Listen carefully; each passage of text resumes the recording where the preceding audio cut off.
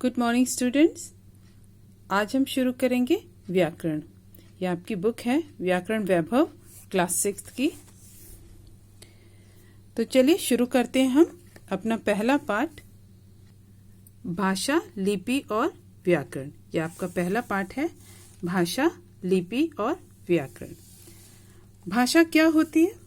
भाषा वह साधन होता है जिसके द्वारा हम अपने विचारों और भावों को दूसरों को बोलकर या लिखकर बताते हैं और दूसरे उसे सुनकर या पढ़कर समझते हैं।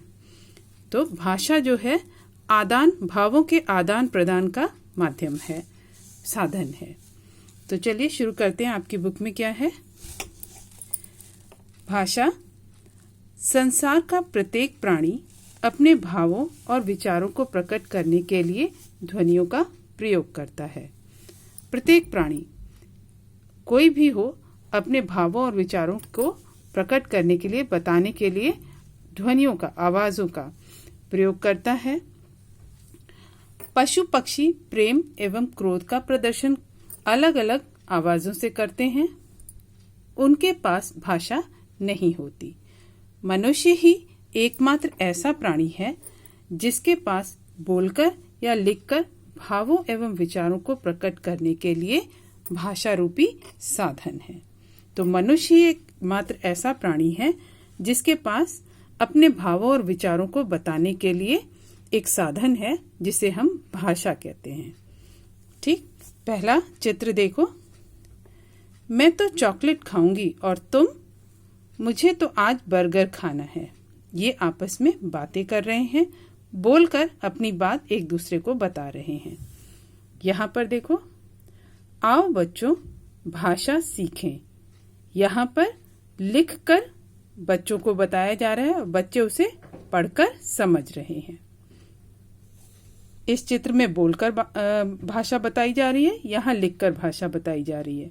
ठीक, भाषा के दोनों रूपों को यहाँ पर दिखाया गया है, यहाँ बोलकर, यहाँ लिखकर। भाषा के द्वारा हम अपने विचारों और भावों को प्रकट करते हैं और दूसरों के विचारों और भावों को समझते हैं। भाषा के द्वारा ही हम अपने विचारों और भावों को दूसरों को बताते हैं और दूसरे हमारे विचारों और भावों को समझते हैं। भाषा शब्द संस्कृत के भाष धातु से बना है। भाष जिसका अर्थ होता है बोलना। अतः यहाँ देखिए भाषा की परिभाषा। भाषा वह साधन है जिसके द्वारा हम बोलकर या लिखकर अपने विचार दूसरों के सामने प्रकट करते हैं तथा दूसरों के विचार सुनकर या पढ़कर ग्रहण करते हैं, मतलब समझते हैं। ठीक, अब है भाषा के रूप। भाषा के दो रूप हैं। भाषा के दो रूप होते हैं, मौखिक भाषा और लिखित भाषा। मौखिक भाषा में क्या है? जब हम अपने मन के विचार या भाव दूसरों को बोलकर बताते हैं और दूसरे उसे सुनकर समझते हैं तो ये भाषा का मौखिक रूप हो जाता है। जब अपने मन के विचार बोलकर प्रकट किए जाते हैं और सुनकर समझे जाते हैं तो भाषा का वह रूप मौखिक भाषा कहलाता है। उदाहरण देखिए, टीवी पर कॉमेडियन कपिल शर्मा कोई चुटकुला बोलकर सुनाता है। हम उस चुटकुले को सुनकर समझते हैं और खिलखिला पढ़ते हैं।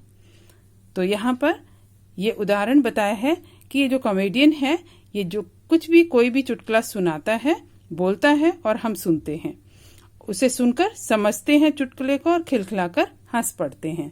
इसी तरह यहाँ पर देखिए दूसरा उदाहरण। एक बालिका अपनी सखी को फोन करके नववर्ष की शुभकामनाएं देती है। ये भी भाषा का मौखिक रूप है। बोलकर ही अपनी सखी को नववर्ष की शुभकामनाएं दे रही है। ठीक, अब पढ़ेंगे हम दूसरा, लिखित रूप। भाषा का लिखित रूप कौन सा है? लिखित भाषा।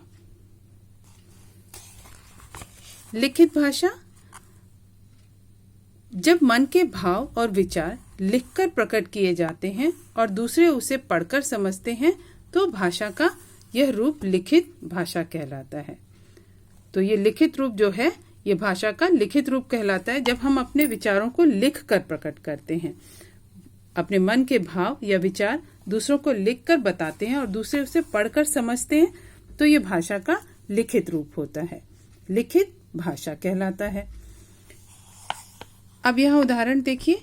शिखर मोबाइल फोन पर मैसेज लिखकर अपने मित्र रोहन को जन्मदिन की शुभकामनाएं भेज रहा है। मौखिक रूप में क्या हुआ था कि फोन से मैसेज नहीं किया था, फोन पर बात की थी अपनी सखी से और उसे शुभकामनाएं भेजी थी, लेकिन यहाँ पर मैसेज लिखकर जो शिखर है मैसेज लिखकर अपने मित्र रोहन को जन्मदिन की शुभकामनाएं भेज रहा है। तो ये भाषा का कौन सा रूप हुआ? लिखित रूप हुआ।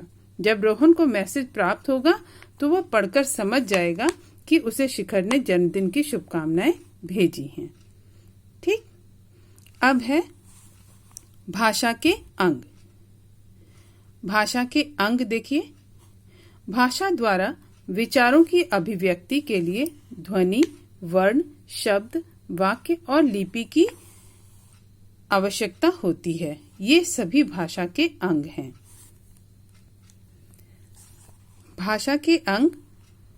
भाषा द्वारा विचारों की अभिव्यक्ति, जब हम अपने विचारों को बताते हैं, दूसरों को बताते हैं, अभिव्यक्ति के लिए हम क्या क्या प्रयोग करते हैं? ध्वनि, वर्ण, शब्द, वाक्य और लिपि की आवश्यकता होती है। हमें जब कुछ भी बताना होता है तो ध्वनि की, वर्ण की, शब्द की, वाक्य की और लिपि की आवश्यकता होती है। ये सभी भाषा के अंग हैं। तो आज हम यहीं तक पढ़ेंगे। अगली वीडियो में हम पाठ के आगे के हिस्से को पढ़ेंगे। तो जो अब तक पढ़ाया है मैंने वो अच्छे से ध्यान से आप इसे सही उच्चारण के साथ पढ़िए।